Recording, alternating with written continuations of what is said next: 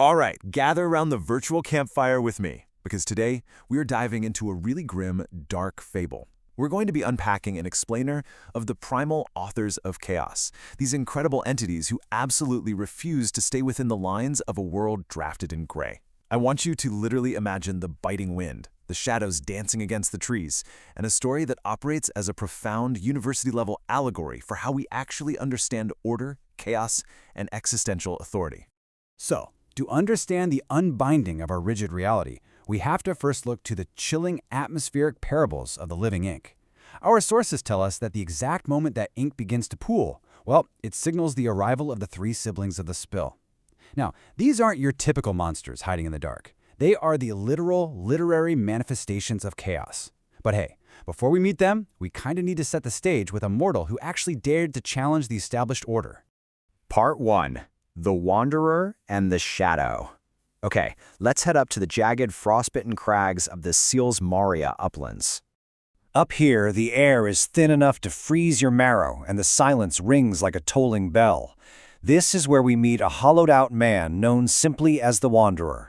Years ago, wielding this massive iron hammer of genealogy, he literally shattered the magnificent stained-glass cathedrals of his ancestors, just so he could breathe the crisp air of freedom. He scrubbed the holy water right off his brow and left the cozy warmth of the herd completely behind. But what did he actually find up there?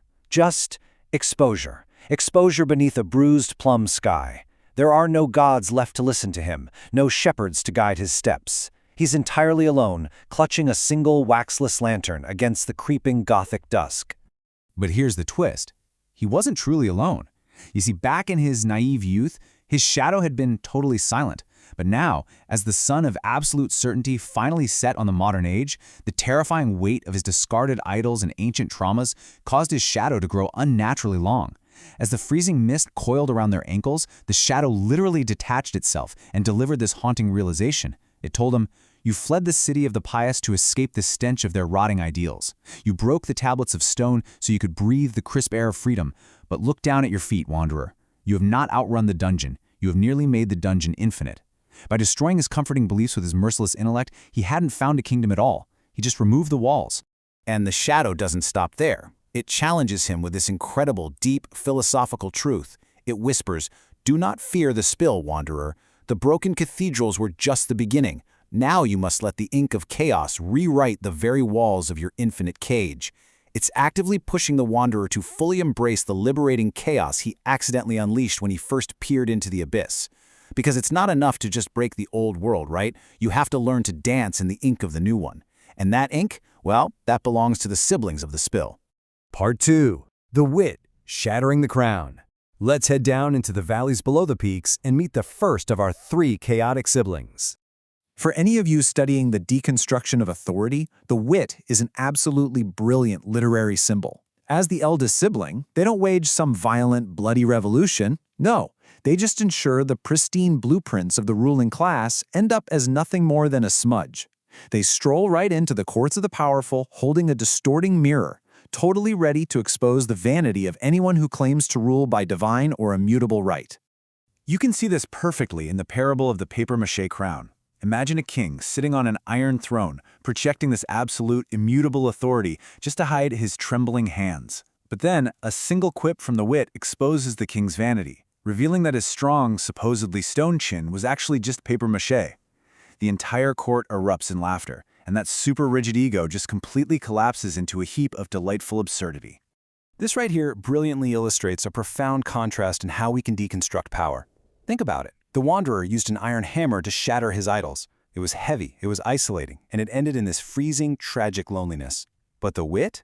The wit uses a distorting mirror. It's light, it's communal, because the whole court is laughing together, and it fully leans into the absurd.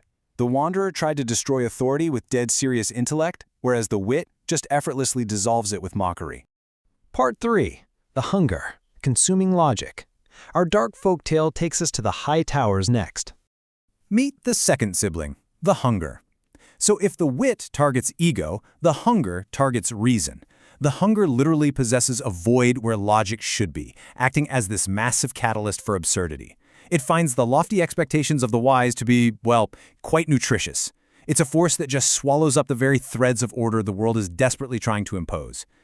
We see this in the parable of the starving weaver. There's this sorcerer trying to spin precise threads into a grand tapestry of order and law. He actually thinks he can mathematically bind reality itself, but the hunger just watches him and then swallows the thread. It turns those incredibly precise equations into pure nonsense, leaving this supposedly brilliant weaver in a total cacophony of, wait, how did this happen? It just proves that having absolute logical control over reality is a total illusion that's destined to be eaten by chaos. Part 4. The Small. The Royal Hiccup. Finally, we get to the youngest sibling. And the youngest sibling is known as the Small. Now, the Small doesn't wage war, and it doesn't eat logic. It just gives a gentle nudge, a little hiccup in the rhythm of the world. It acts as this light breeze that reminds a stiff, calcified world how to dance. It subtly alters the flow of the ink, proving that what the ruling class angrily calls a mistake is actually just chaotic art. The parable of the royal hiccup captures this flawlessly. Picture a great, severe treaty of execution sitting on a desk. The ink is meant to seal this tragic, violent fate dictated by those in power. But the Small effortlessly disarms this terrifying authority by just spilling a cup of tea across the parchment. The ink blurs, and suddenly, this horrifying decree of execution reads as a delightfully absurd decree of desert. Just like that, a minor whim completely unmakes institutional power. Part 5. The Architecture of Chaos.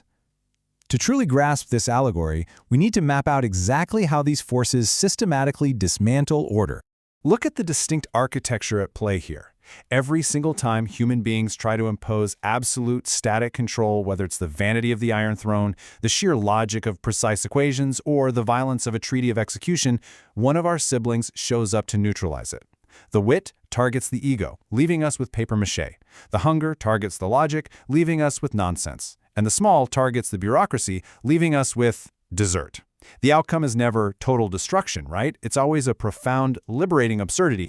Part 6. Liberating the Infinite Dungeon. Now let's tie this whole thing back to where we started our campfire story. Back to the Wanderer shivering on that pale mountain peak, staring into his infinite dungeon. The overarching literary analysis here is absolutely crucial. These siblings function as symbols for deconstructing existential authority. They aren't the villains in this dark fable. No, they are the essential pressure valve of reality. A world built entirely on rigid, static control, on heavy iron hammers and unbending decrees, is a world that will eventually snap and shatter under its own tension. Chaos, in this context, isn't some enemy to be defeated. It's a necessary force that keeps the very fabric of the universe flexible. And this is the ultimate lesson the Shadow desperately wanted the Wanderer to understand. The siblings do not destroy the world, they liberate it. The Wanderer was trapped because he tried to replace the old rigid order of the cathedrals with a new rigid order of pure, isolated intellect. But by letting the ink spill, by allowing the wit, the hunger, and the Small to do their work, the terrifying tragedy of forced order transforms into a grand, unscripted comedy. So, as we extinguish our virtual campfire tonight, I want to leave you with this final thought to ponder as you navigate your own infinite dungeons. Authority will always try to build perfect, rigid systems, and chaos will always be right there to spill the tea and expose the papier-mâché. The page is damp and the story is changing. So, are you ready for the next line?